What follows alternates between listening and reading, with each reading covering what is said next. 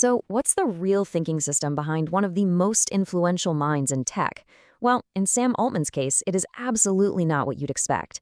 I mean, forget all the fancy apps and the complex methodologies. It's all about a spiral notebook, a very specific pen, and a process that, well, it ends with crumpled paper all over the floor. It all starts with this quote.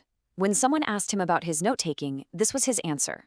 Now, that doesn't exactly sound like some meticulous system for peak mental clarity, does it? It sounds messy, maybe even a little bit chaotic.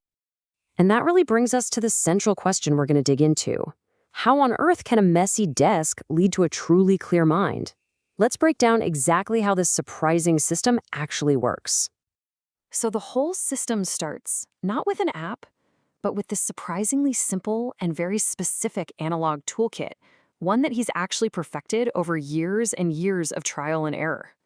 And just look at how specific these tools are. We're not talking about some fancy, expensive leather-bound journal here. The spiral notebook is key because it lies perfectly flat and, this is crucial, it lets him rip pages out easily. The hardcover, that just means he can write anywhere, anytime. Even the pen is dialed into a specific make and model. And these aren't just weird quirks. Every single choice here is functional and totally designed to serve the system. And this is where it gets really, really interesting. So he captures ideas as they come, but then he immediately rips the pages out. This physical act literally frees his thoughts from the prison of chronological order. It lets him lay out different ideas in space, see new connections between them, and reshuffle everything on the fly. And that final step, crumpling and discarding, that's not just about cleaning up his desk. It's a psychological ritual. It is cognitive offloading. He's physically signaling to his brain, okay, this thought is complete, which frees up valuable mental space to move on to the next big idea. But, this physical process of ripping and arranging all these pages, it isn't just about organizing notes. It actually points to a much deeper philosophy about what writing is really for. And this right here, this gets to the absolute core of his philosophy. For Altman, writing is not about documentation.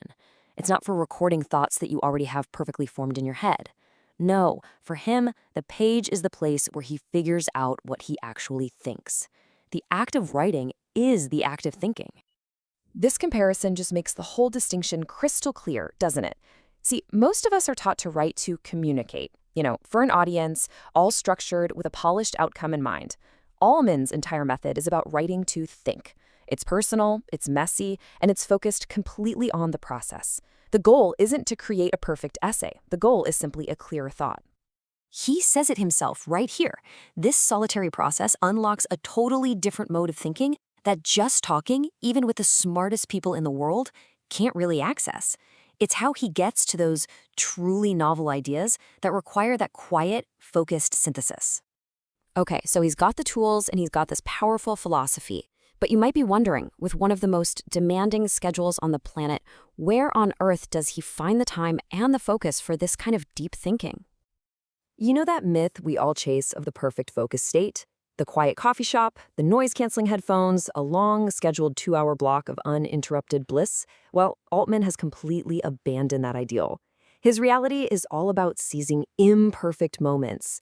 For him, thinking happens in the back of a car, laying in bed, in those tiny little gaps between meetings. 11 minutes. That's the magic number. He realized he didn't need the perfect 2-hour block.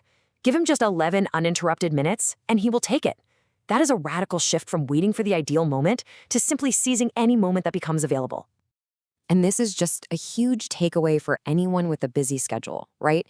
If you wait for that perfect moment, that deep work, it might never actually happen. The real breakthrough is learning how to find it in these small, stolen moments. That's what makes focused thinking actually possible, no matter how chaotic your day is. So, how does he make these small, opportunistic moments so productive? Well, they don't happen in a vacuum. They're all part of a much bigger, more deliberate weekly rhythm.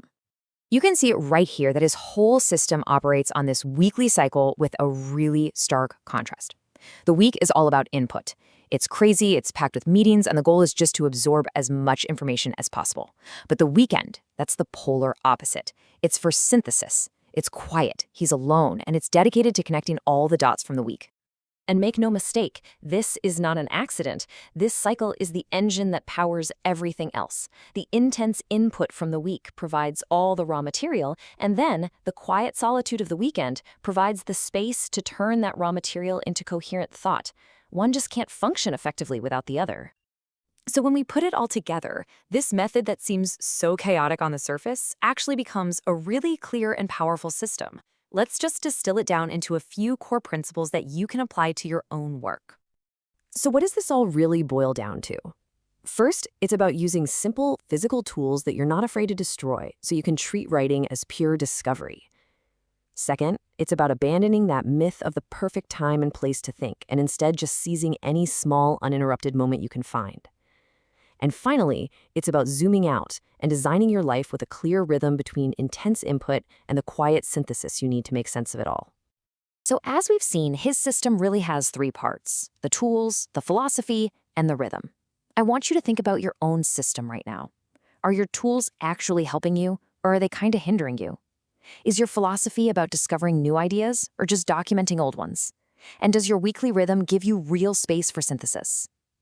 So what's one small part of that system you could change, starting today?